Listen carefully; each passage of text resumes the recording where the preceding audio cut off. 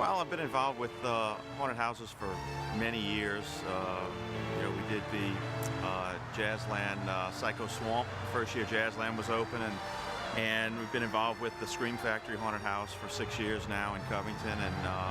But this one was unique and felt like we could bring a class attraction to New Orleans and something that would draw people back to the city for an evening of fun and fright.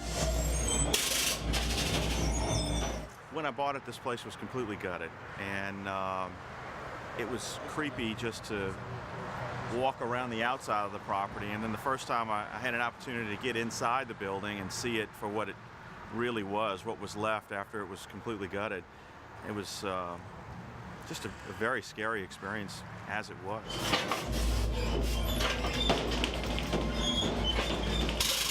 Many people have gone through and had numerous experiences, and from what I understand, it depends on how open you are to those types of experiences. But they've had some very strange things happen in this place. Welcome to the mortuary.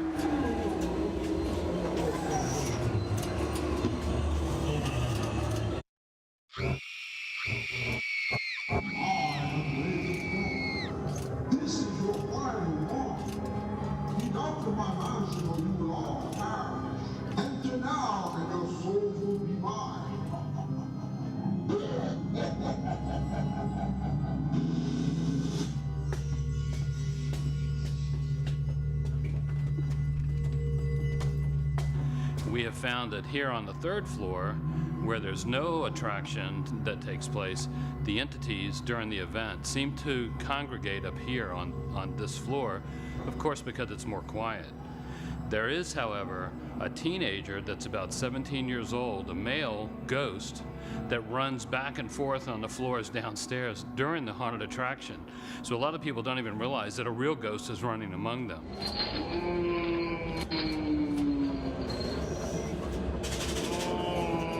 Family is also here, and it is a mother and father and the two children. There's a little boy named Daniel that's 6 years old, and there is a young girl that's his sister that's about 10 years old, and we have not been able to identify her by name yet. This being a mortuary, of course we have a funeral. Tonight it is for a man who had 2 wives. We're not sure which one killed him.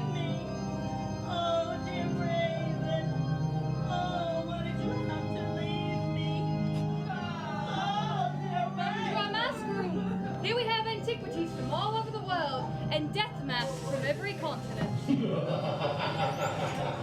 And Uncle Gerald. I'm one of the hostesses. What is that? When the groups come in, we introduce ourselves to them, say that we'll be the tour guide, and then we take them through the first floor. As we enter the holiday of family portraits, do take a good look at the pictures. If they like you, they smile. Yes, I have encountered several things here. While downstairs one night, I had the good fortune to meet Daniel, the little 6-year-old boy, and he held my hand throughout the entire ghost tour that evening, so that was pretty special. This is our trophy room. It houses one of my favorite pieces in the collection. Which one? Why, the mummy, of course. You there. You don't know what I've done. You haven't seen what I've seen. The horrors. Traveled all over the world. Egypt, Rome, Spain. What brings me here? Borealis rabbit. You know what happens when you hunt the rabbit? Do you know what happens when you hunt the rabbit? Sure and sudden.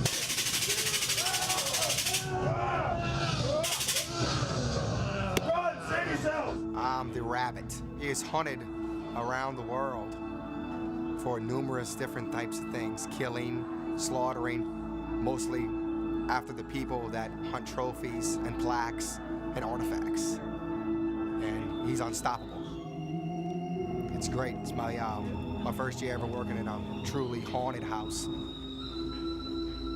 I had an encounter with an entity, and it was Mr. Cohen.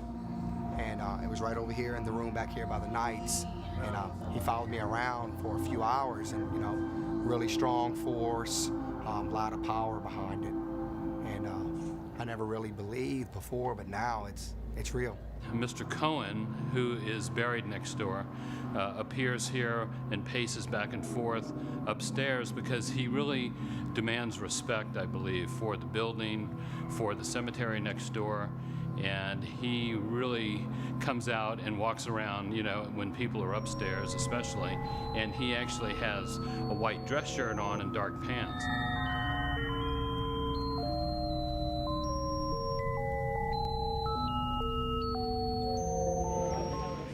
I've heard, I've had the pleasure of being in the same room, but the shadow I'm getting ready to be Death or Lurch or Voldemort. I've been called all sorts of characters, but I'm just getting my makeup on, and then I'm gonna be about 6.5 feet tall once I'm done with the costume, because my shoes have soles attached to them, but this big. So I stand about a little over 6.5 feet tall. I am your worst nightmare. I am the last man you meet going through this house, and I have the chainsaw.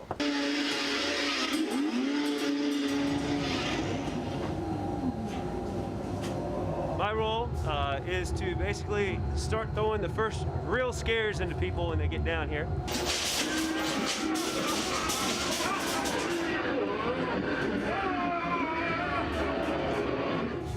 This is where we kind of get as in your face as we get here. Because what I usually do, I have my partner who's stationed here on the other side, and he activates this guy. Should I activate him? Sure. All right. He activates this guy.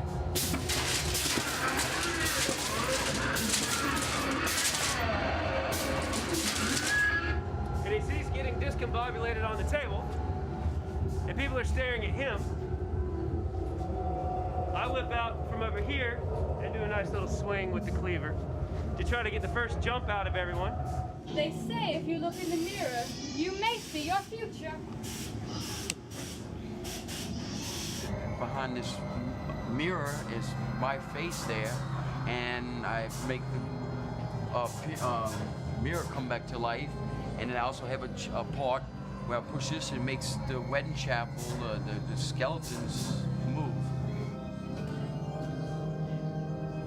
I walk around in the catacombs and I hide behind a curtain and pop out and scare people. Currently I play in the vampire room down in the basement as a vampire or a recent change to vampire character.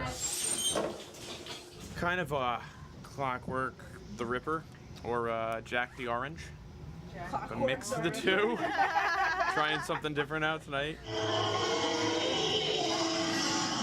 I'm in the, what everyone likes to call the exorcist room.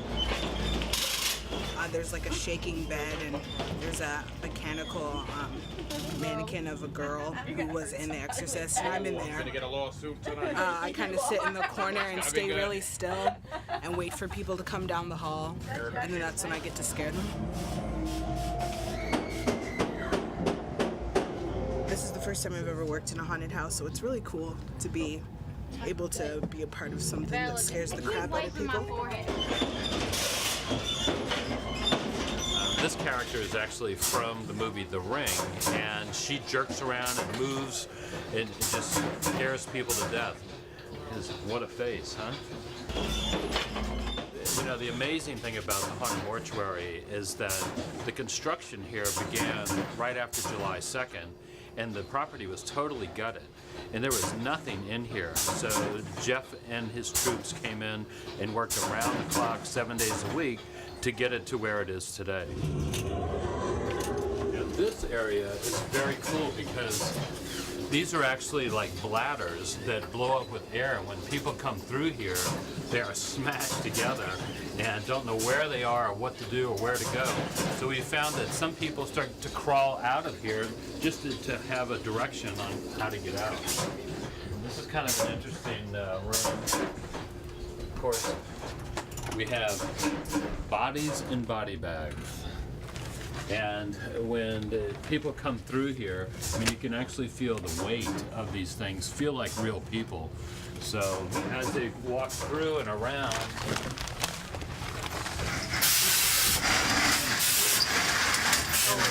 scary part are the actors standing in between the donuts. So he's kind of a friendly guy, always trying to get out. But he has to stay in the hole.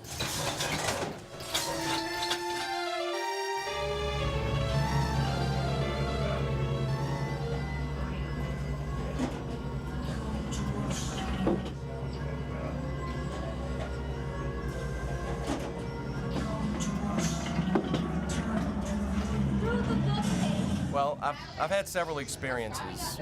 The most recent and probably the most outstanding was a time when I was in the house. It was late at night. They were addressing a tour group out front before the tour started for the ghost tours. And I was coming through the house down the main hallway. And as I came across the center part of the hallway, I felt a just incredible chill that went up my spine, down my legs, and completely over my scalp. And from my experience in talking to people, I knew, or I was pretty confident that this was the entity known as Mr. Cohen. These entities generate a cold spot, especially up here where it has been relatively hot during the last couple of months. So it's very easy to pick up on a cold spot from a ghost standing in the room with us. But the general public coming here to tour the property actually feel that coldness. They have goosebumps, you know, they have chills up their backs. They can feel someone actually touching them at times. And people have had their hair pulled and their shirts pulled, because you have to remember the ghosts are people. So what else are they going to do? So they want to be entertained as well and entertain you, I guess. The first weekend that I was here, it wasn't Thursday night, but it was a Friday night. And it was the first time that I had ever been in the basement area, like by myself. And I was just lying on the floor, just being in character, like doing different things. And then I heard a tapping, but it didn't sound like the different tapping that we like to do, like on the walls, or we stomp on the floor if we're on the upper level to scare people. It was from glass. It sounded like someone was tapping on the window in the room, and the window faces the cemeteries. So it was my second night, so I wasn't even about to look back and see if anything was there. But yeah, at one point it sounds really crazy, but I went, I can hear you, and then it stopped, and I was just like, that's ridiculous, that's crazy. I've seen Daniel, and I've talked to a couple of the ghosts around here. One, my favorite, her nickname is Peanut, but we call her Sarah. 22 years old, and she died of an overdose in the attic. And I tend to get picked, poked, kicked, my hair pulled, and basically led to spots in the house that I don't care to go to. Well, actually, I was going downstairs by the bathroom, and I felt like somebody tapped me on my shoulder. I said, wait, this is not happening. So I really basically didn't say anything, but that did transpire. I've heard. I haven't had the pleasure of being in the same room, but the shadow apparitions moving through the rooms and the window that broke when nobody was nearby. I heard that, and that freaked me out. And hearing a vase flew across a room and nobody was there, that kind of freaked me out. So I was like, I really wish I was here to see that, but unfortunately I don't have the right timing. Maybe I scare ghosts, I don't know.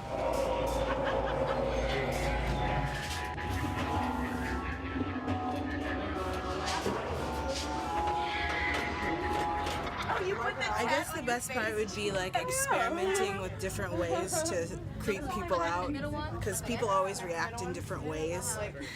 Hearing big guys, twice my size, scream like babies. Some people laugh, some people go through, very interested, but popping out, making people cringe, run across the room. It's I can't say anything, but it's just a blast. I get to be mean and scary because I try to be a nice guy throughout the year, and this is the one time where I get to, you know, try to make people cry or even pee their pants, which does happen once in a while. We had one lady, she got so afraid in here the other day that her two kids were with her. Her two kids were so terrified when my partner came out, because they were all staring at me.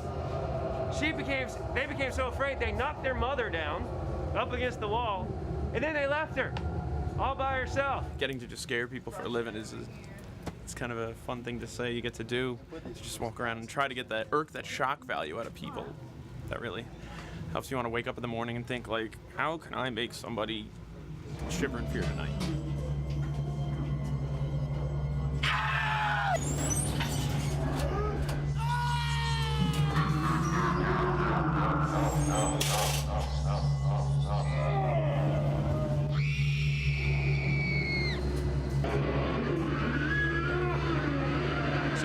great property to be at the Haunted Mortuary and not only have the animated haunted house and the ghost here and all the monsters during the attraction, but then people get to come and talk to the real ghost as well.